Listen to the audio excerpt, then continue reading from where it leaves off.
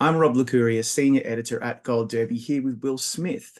Will, first of all, congratulations to you and the whole Slow Horses team for 9 Emmy nominations, including Best Drama Series. Thank you. It's yeah, it's sort of we're all quite blown away by it. It's absolutely amazing and yeah, super exciting. And yeah, I mean the main thing I take from it as well is I mean it's incredible.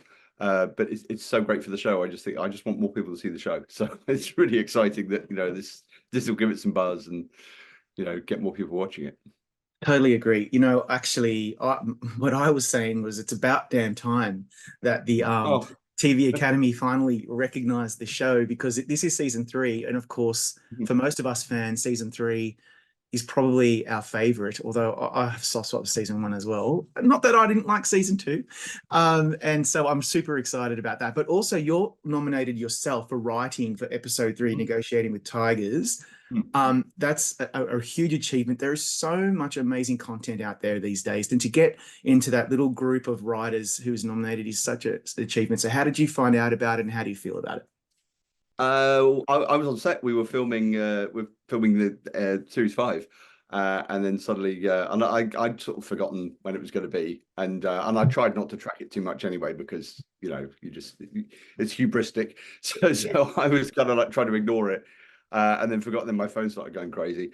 But it was really nice. We were actually filming, and then you could see it coming through, and we all thought that Gary had a very good chance, and we thought the show had a pretty good chance. And the rest of it we hadn't really considered at all. And so when it was like, oh, right, Gary, oh, show. And then it was like, oh my God. And it was lovely being there. We saw Matt Stein, the director, who directed series three and is directing series five. And so it was great to be there with him when that came through. And Chris Chung, who plays Roddy Ho, was on set, who's, I consider a dear friend now. And so it was really lovely to be there with him and to be able to say to the crew in between takes, oh, we're up to, we got two, oh, we got more. And then at the end, literally, I think it came through.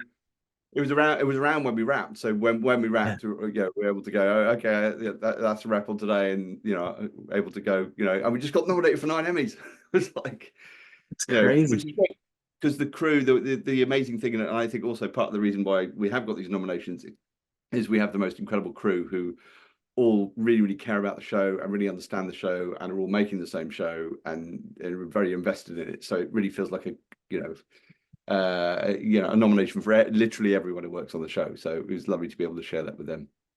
Totally. I mean, you're no stranger to the Emmys. You've won a couple for Veep, but this is your first writing, I think, nomination. So that's really, really exciting. Let's talk a bit more about that. So before we do, I mean, this is really all part of this journey that the show has been on because it just seems to be getting better and better each season, and audiences and critics have really started to catch up with it and come on board. So what do you make of why this show has really struck a nerve, and what do you think the appeal of this show is? Uh I mean, firstly, I think I do it. It's very hard to choose between the series. It's like I love all my children, Of course. and I love absolutely every series we've done. But I think what inevitably happens the longer you go, is that everyone gets better. Everyone feels more comfortable. The Yeah. cast know their characters even better. They find new kind of notes to play. We're all kind of pushing to it's the classic TV challenge. It's got to be the same but different. You kind of you can't repeat, but you can't depart. And so it's just really kind of drawing on all of that. I think has elevated it.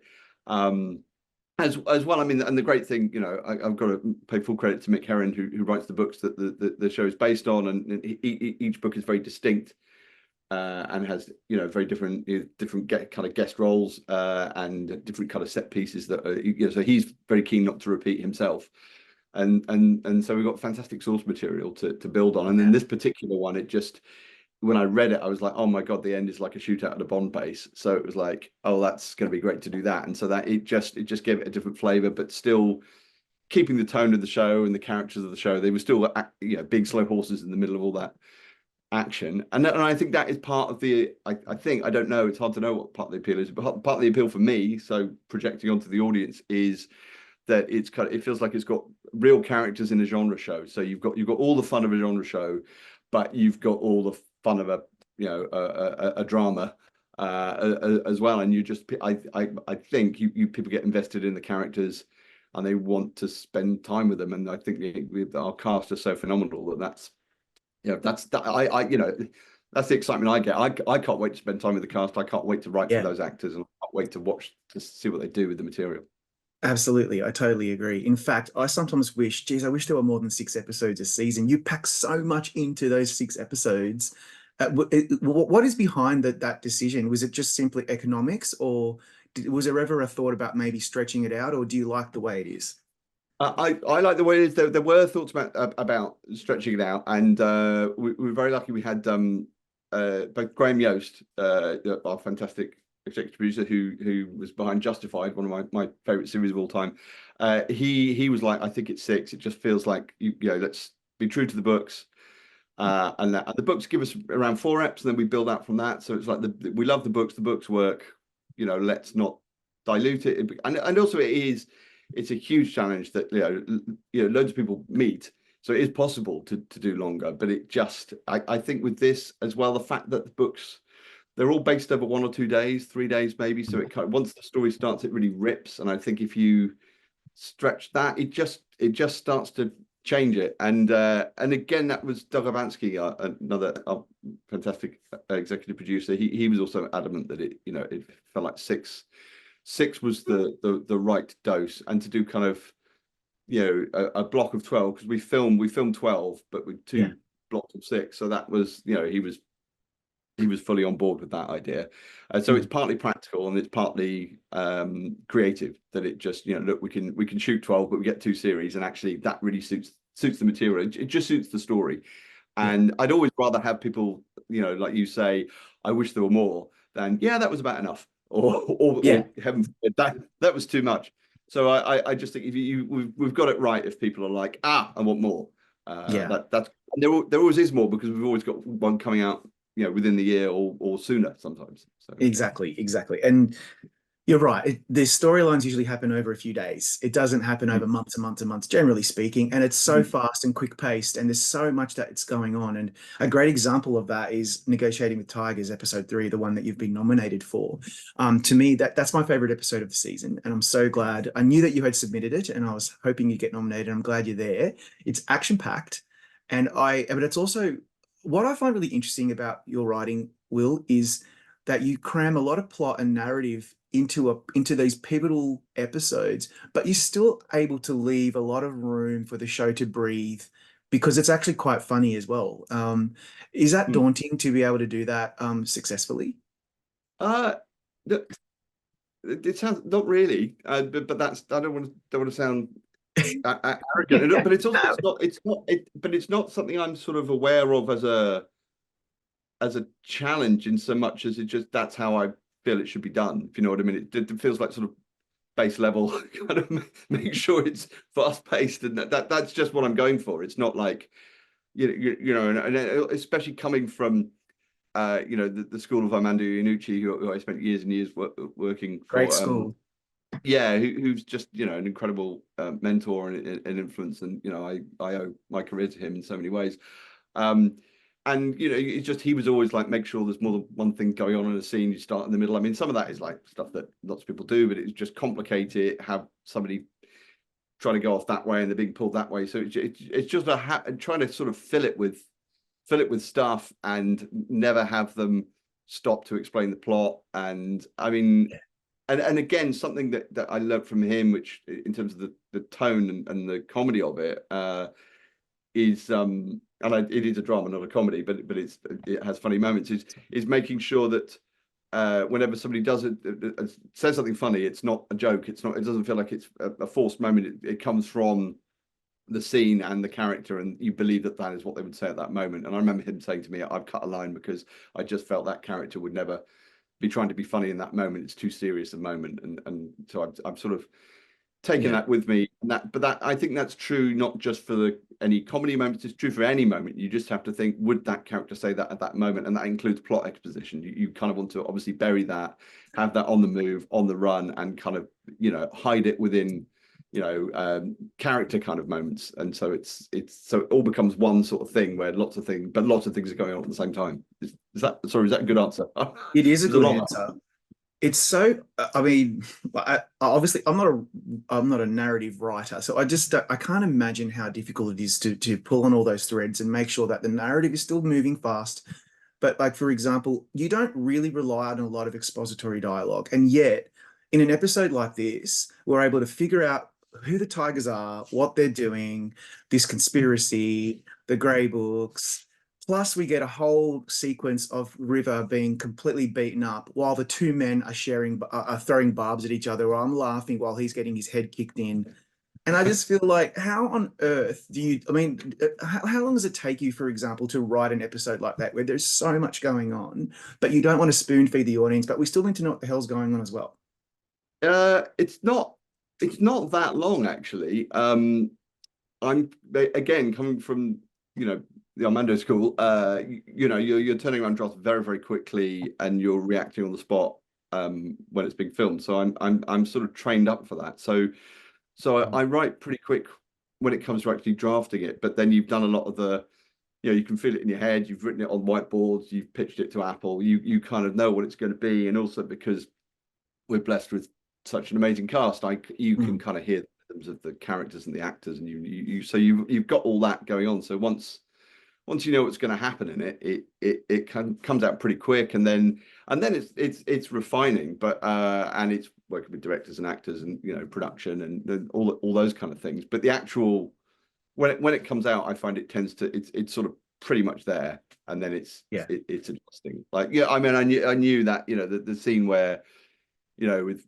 where River comes into the office and you find out that Spider's actually been working as part of the Tiger team, which we sort of gone through that so much that we just that was you've got to sort of rub your hands when you came to write that, and you rubbed your hands when you came to watch Freddie Fox and Jack Loudon and Rosalind and I'll do it, and so that was It's tremendous. gold.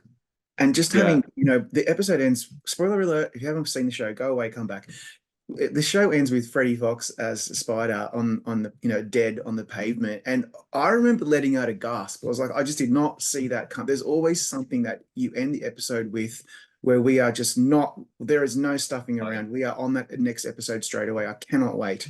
But going back to that fight, just to see Chris Riley and Jack Loudon just going at it, but then also making sure that we had plenty of the insults, I just thought was one of the best sequences of the show so far. Oh, thank you. That's great because I really love that. But it's that's great to hear that landed so well. But again, it's that thing of you're doing a kind of a genre show, and you just want to make sure. But it's a genre show, but it's also a character show. I mean, that's the thing is that when Mick writes the books, he thinks of the characters more than the plot. He doesn't get a plot and fit the characters into it. He kind of thinks, where are the characters? Where are they going?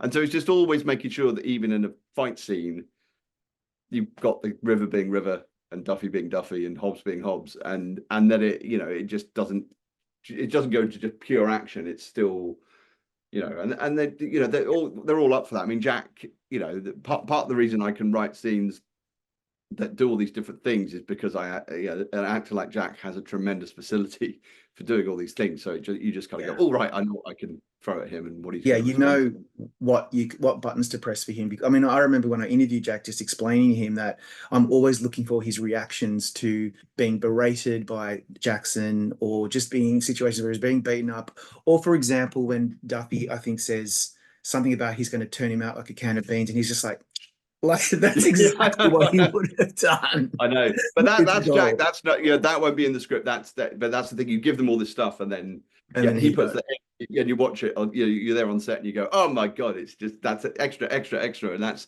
the thing. It's always building, and once you set it up, it just flies. It just flies. I've been revisiting Veep lately for perhaps obvious reasons, given what's going on politically in the US and with the vice president, and admiring the razor sharp one-liners that show was so famous for, its insults, and this show is too. And you're obviously the common denominator. What inspires some of the most cutting insults and one-liners that the fans so look forward to in this show?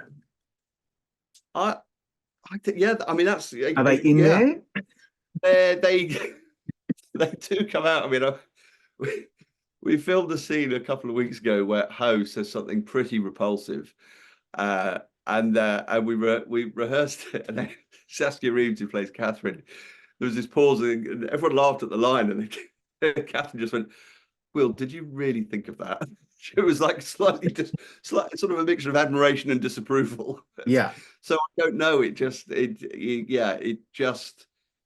sort of comes out. But when you have the characters and the actors in your head, then that's such a gift. Yeah. Really, so I mean, obviously, Gary. I mean, Gary is just amazing. It's just a dream, and Kristen and Jonathan and Saskia, who I mentioned there, roles. They're all, I mean, Yeah. they're all absolutely the top of their game on this. They really are. They're so good. And of course, Gary Oldman, for many people, most actors would always name him when you ask them who's your favorite actor of all time. He's one of the greatest actors of all time. And you've got him on this show, and a lot of what you're writing, it's a lot of it is his delivery as well. He's just so good at it. What do you most value about having him on board as the star of the show? Well, part of the fact he's one of the greatest actors of his generation. So there's that, as you point out, and then it's also he's not just one of the greatest actors of his generation. He's a phenomenal writer and director. So he's the full package. So his notes and thoughts are always right. They're always invaluable, and he's a tremendously open collaborator as well, which is it's just wonderful. So he, I mean, and he's transformative as well. That's the thing I forget, because I'm so used to sort of being with Gary and watching Gary play Lamb, and then you catch him in something else like Tinker, a couple of months ago, and I was just like, that's a different man, that's a different person, it's a different being. He's so still different in that, and then you watch him in Leon, and he's something else again, and and it's every kind of fiber of his being transforms, and that's what is truly remarkable, is the little he just does these little micro expressions that they're flickers that they say so much, and that's it. It's those little hidden layers that he puts in with Lamb, because Lamb is to some extent like Lamb is a broken person. He is, rude and mean and all of this, but you've got to. I think people sense that there's some hurt behind this, and we've seen a window into some of that with him having to kill his friend and mentor Charles Bartlett. So, and Gary will just let those little moments show, those little moments, and also those little moments I love, that where River turns his back, like it's in Ep 1 of series 2, when in the noodle scene where Jack goes off at the end, and there's this little flicker of a smile that he gives, that he's sort of enjoyed teasing him, and he also thinks that maybe River's going to do something good. So it's just the life that Gary gives to the character is what is amazing. It's not even close to one-dimensional. It's so multi-dimensional. Yeah. Paternal. He's an asshole. He's paternal. He cares, but he doesn't want them to know. And it's just really complex. Yeah, when I think Duffy says to him, "I could take you down," he says something, and he's like, "Take you down with an eyelash." There's a little bit of like, "Don't F with me," but he'll just like fob it off, and that's multi-dimensional stuff that you don't get with a regular actor, I reckon. Yeah. He's got this. He looks like a shambles, but he's the smartest man in the room, and then he can take you down. I mean, he does. He kills Hobbs. Yeah, that's who he says it to. I think, I can take you down with an eyelash. And they've fought before as well. Gary's overpowered him before, so he's lethal when he wants to be. He just doesn't show it. That's right. And I mean, the question I was going to open with, but I'll close with this, is I feel like when you wrote "You're effing fired," I'm not going to swear, "You're effing fired, I've got hemorrhoids that are more use than you," I feel like that was when you peaked as an artist. The best line I've ever heard on Slow Horses. Thank you. That's a good best.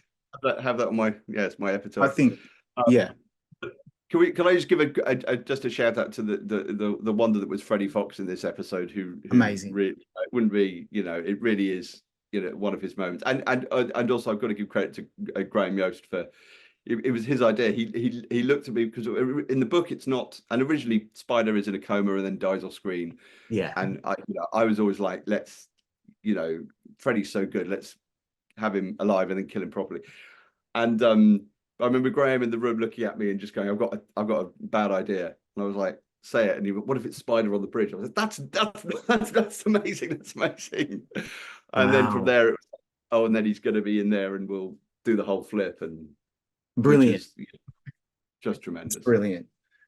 Mate, I cannot put into words how much I enjoy this show. I'm looking forward to season 4. It's coming out in a few months. I know you've just wrapped on season 5 as well. Mhm. Congratulations. I feel like you guys really deserve all the praise, and thank you for your time today. Oh, thank you so much. Pleasure.